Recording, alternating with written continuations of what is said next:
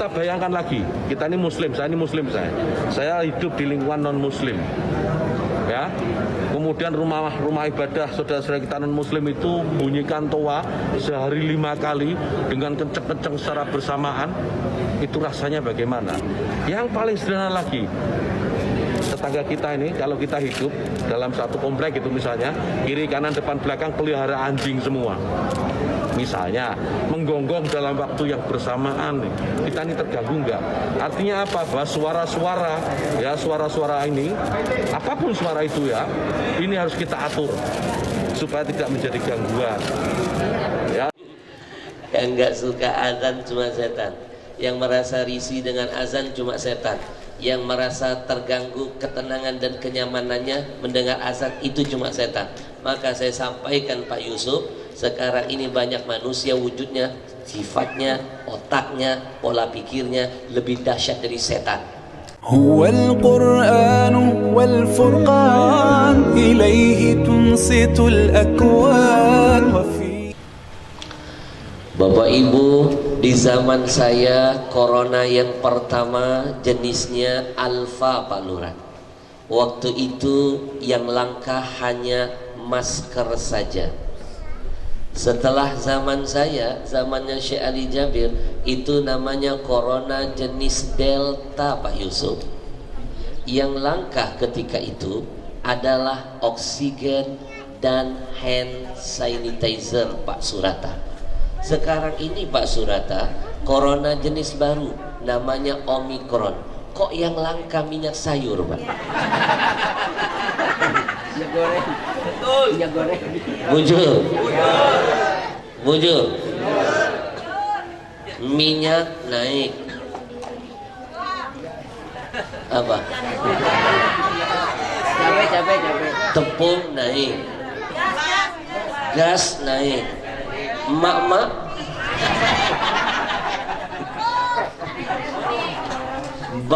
barang-barang semua naik Pak. Tapi kok yang minta diturunkan suara azan Pak? Ini nggak nyambung namanya. Betul? Banyak para menteri yang tidak menjalankan instruksi atasan Pak Jokowi. Kesian presidennya kadang-kadang. Betul? Nih, makanya kita doakan Bapak Menteri Agama khususnya lebih bijak dalam berucap. Kalau yang ngomong itu anak SD, saya nggak peduli Pak Menteri, saya nggak peduli. Kalau yang ngomong itu orang kafir kayak Ruhut, masa bodoh. Ini yang ngomong Pak M. Yusuf, Menteri Agama. Kenapa saya harus berbicara? Dan saya tidak mau jadi ulama munafik, mendengar kebatilan tapi nggak mau memberikan sebuah nasihat. Nanti malu saya ketemu kadatuk saya Rasulullah. Kamu jadi ulama, apa tugas kamu? Bukankah ulama itu pewaris Nabi? Malu, beban saya sebagai Habib lebih besar bebannya daripada guru, gus, kiai. Kenapa kami langsung pertanggungjawabannya kepada kakek kami Rasulullah? Apakah kebenaran itu sudah disampaikan? Yang saya benci bukan yakutnya, tapi yang saya tidak suka adalah ucapannya. Jangan anggap remeh. Ini sama saja menghina, mencoreng nama besar Indonesia. Kenapa? Indonesia ini muslim terbanyak nomor 1 di dunia. Bujur? Pak Yusuf tahu Indonesia ini jumlah muslimnya 230 juta Pak. Nomor 1 terbanyak se-Indonesia. Nomor 2 Kiai itu Pakistan, hanya 200 juta Pak. Malaysia, jiran tetangga terdekat kita, nggak ada apa-apa dengan kita. Malaysia itu cuma 20 juta saja Pak jumlah muslimnya. Itu pun sudah kita tambah dengan Ipin Upin dari Indonesia. Kan itu kan dari Indonesia, dicuri Malaysia. Masih nggak ngangkat, cuma 20 juta. Kita 230 juta. Maka sekali lagi saya mengutuk keras apa yang disampaikan Menteri Agama yang menyamakan, menganalogikan suara azan yang sangat mulia yang mendatangkan keberkahan, di dalamnya terkandung beberapa rahasia dan hikmah. Apa di dalamnya? Satu, ta'zimullah bitauhidihi, adalah pengagungan kepada Allah dan keesaannya. Jadi siapapun yang menyamakan azan dengan suara anjing menggonggong, berarti dia sedang merendahkan Allah. Dia bukan musuh kita, musuh Allah, halal darahnya. Jangan main-main. Kalau dia tidak tobat, gugur akidah dan imannya. Nggih. Bujur. Yang kedua, dalam kalimat azan ada apa? Asyhada li nabiyhi birrisalah. Jangan main-main, ada kesaksian terhadap Nabi dengan syariat yang dibawa. Ada kalimat syahadatain di dalamnya. Ini kalau saya kupas 2 jam nggak selesai. Jangan main-main. Bukankah orang bisa jadi muslim harus berawal dengan kalimat syahadatain? Betul? Asyhadu an la ilaha illallah wa asyhadu anna Muhammadar Rasulullah. Ketika kalimat itu keluar dari mulut siapapun, mau sebanyak apapun dosanya, kalimat itu keluar, dosa masa lalunya bisa dihapuskan, Pak. Kata Nabi, annal Islam yahdimu ma kana qablahu. Ketika seseorang masuk Islam, dan untuk jadi muslim harus masuk pintu namanya syahadatain. Ketika syahadat diucapkan, dipastikan Nabi kalimat itu saking dahsyatnya menghapuskan semua dosa masa lalu. Hitungannya dimulai dari 0. Saingan terberatnya cuma Pertamina. Mulai dari 0 ya Mas. Bujur. Kalimat yang begini dahsyat disetarakan dengan suara anjing menggonggong, namanya gila. Bujur. Kalau saya ketemu Pak Menteri, saya sampaikan, Pak Menteri ini harus latihan lagi belajar kebangsaan. Ini menunjukkan Menteri Agama kita kurang wawasan kebangsaan. Mana buktinya? Dalam kalimat azan ada simbol Allahu Akbar, kalimat takbir. Indonesia ini Pak nggak akan merdeka kalau bukan karena takbir. Zaman dulu mohon maaf Pak Babinsa, belum ada TNI, belum ada polisi Pak Yusuf, apalagi Satpol PP. Bujur.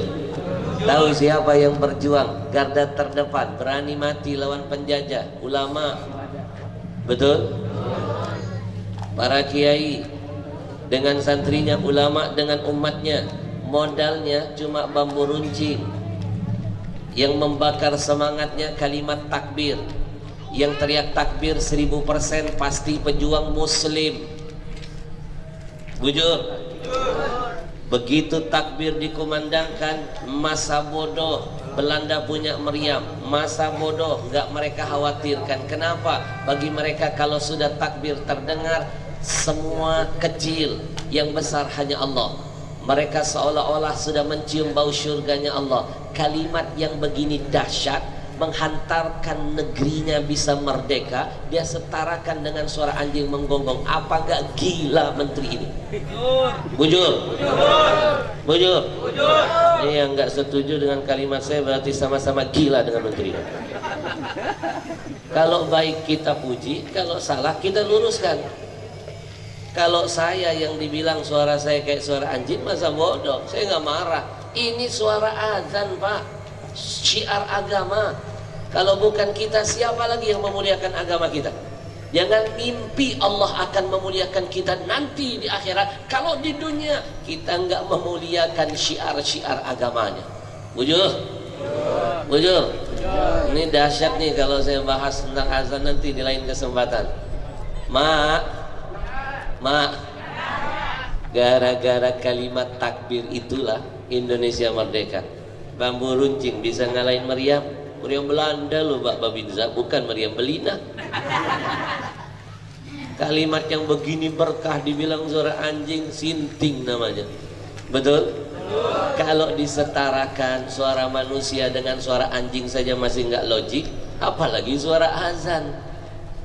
Di dalamnya adalah an-nida ila shalah, panggilan menuju salat dipanggil, dianggap panggilan anjing menggonggong.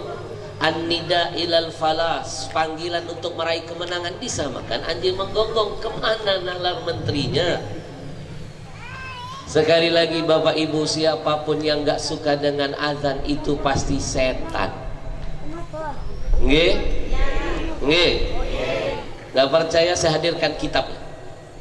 Silakan beli kitab, judulnya Asnal Matalib, Syarah Raudut Talib, jilid ketiga, halaman 634-635. Sampai hafal halamannya. Habib dilawan. Kitab ini karya Zakaria Al-Ansari, salah satu ulama Ahlus Sunnah wal Jamaah.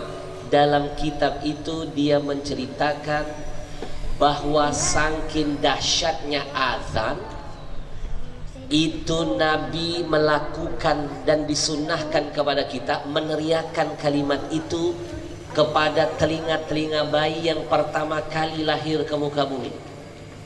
Pertama kali ayyu'adzin fi udhunihil yumna wa yuqima fi udhunihil yusra. Nabi mengazankan cucunya yang bernama Husain ketika dilahirkan ibunya yang bernama Fatimah. Disunnahkan, Pak. Walaupun ada sekelompok orang di Mekah Madinah, Salafi dan Wahabi, mereka bilang yang disunnahkan telinga kanan saja, yang dikomatkan sebelah kiri riwayatnya dhaif. Tapi saya punya kitab bantahannya, ternyata ada hadis penguat riwayat dari Imam Ali.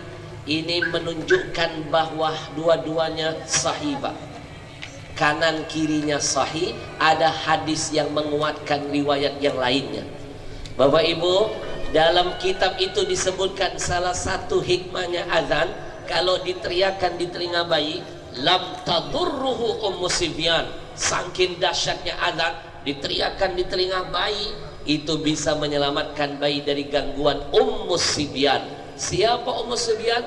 At-tabi'ah minal jin, adalah salah satu jin yang sering nakut-nakuti bayi, Pak. Makanya kalau bayi suka nangis-nangis, jangan-jangan ada ummu sibyan. Itu tekniknya adalah azankan telinga kanannya, komatkan telinga kirinya.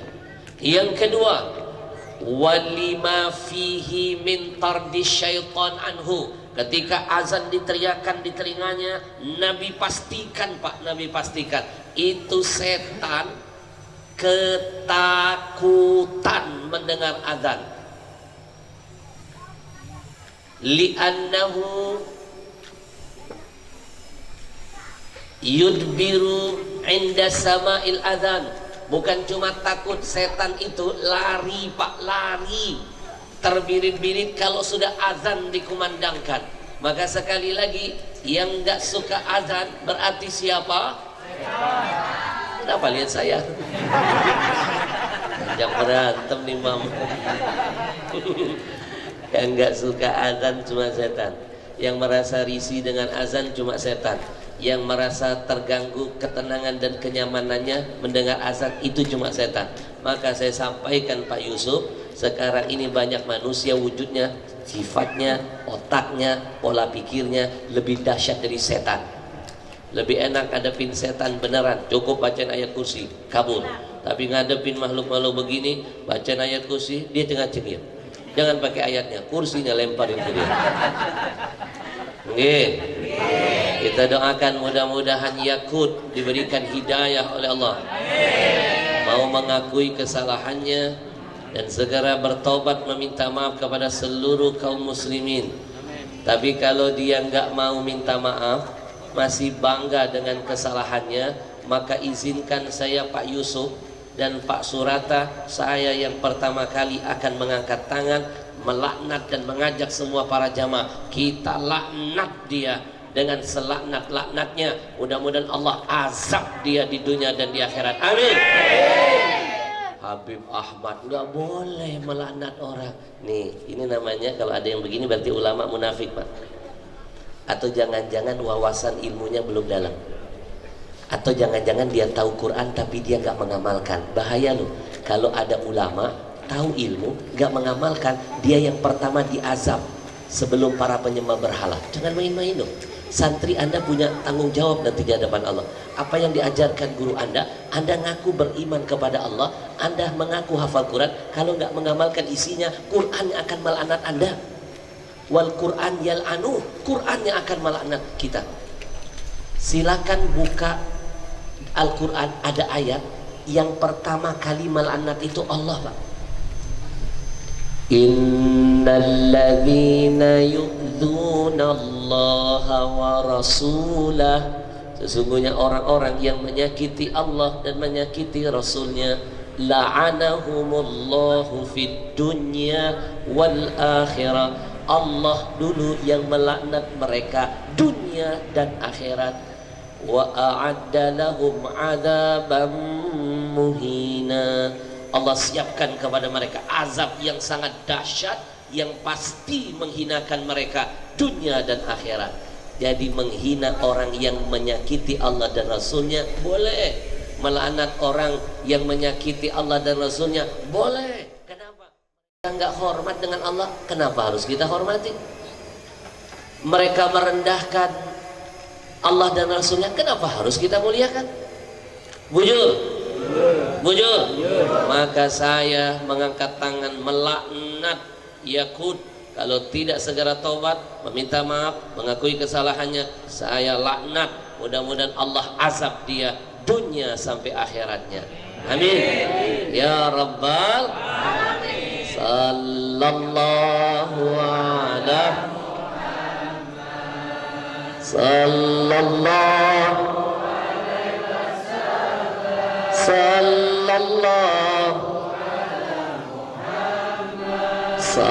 Sallallahu